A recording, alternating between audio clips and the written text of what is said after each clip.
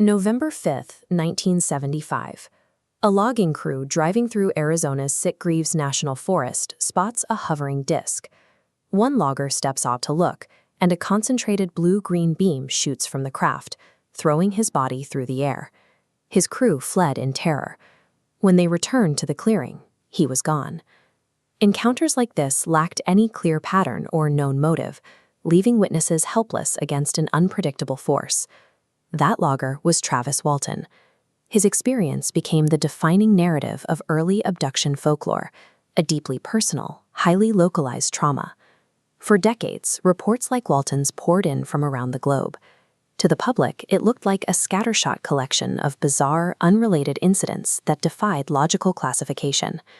Modern hearings on Capitol Hill, driven by initiatives like the UAP Disclosure Fund, have brought these accounts into secure briefing rooms. During these briefings, physicist Dr. Eric Davis claimed the U.S. government organizes alleged extraterrestrials into 4 distinct categories.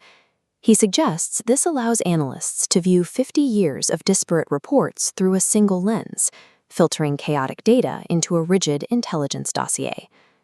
This taxonomy reframes anomalous events as a standard military problem, identifying the specific physical signatures and phenotypes of potential adversaries. The first classification is the most recognizable, the Greys. Reports describe them as short humanoids with smooth gray skin and large, black, almond-shaped eyes. This archetype gained cultural traction in the mid-1960s after Betty and Barney Hill detailed their own abduction, providing the initial template for this specific phenotype. Within this proposed hierarchy, the Greys operate as the workforce. Witnesses describe them conducting physical abductions and carrying out manual tasks aboard the craft. Their role in manual operations makes them the most visible contact point for witnesses, serving as the baseline foot soldiers of the phenomenon. The second category shifts upward in the command structure, the Insectoids. Witnesses report beings standing 6 to 9 feet tall, possessing segmented limbs and triangular heads. Unlike the Greys, these entities are linked to a clinical role, performing precise medical procedures on subjects. In many accounts, the Insectoids function as a commanding or priestly caste that directly coordinates the activities of the Grey workers. Researchers like Dr. John Mack have noted the striking uniformity of these accounts, with independent subjects delivering nearly identical descriptions of these mantid overseers.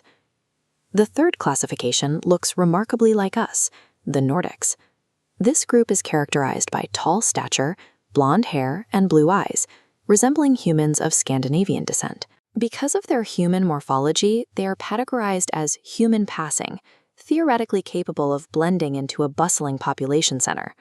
While Greys and Insectoids are linked to overt nighttime abductions, the Nordics are associated with a more covert presence. An entity that matches human appearance presents a threat based on espionage.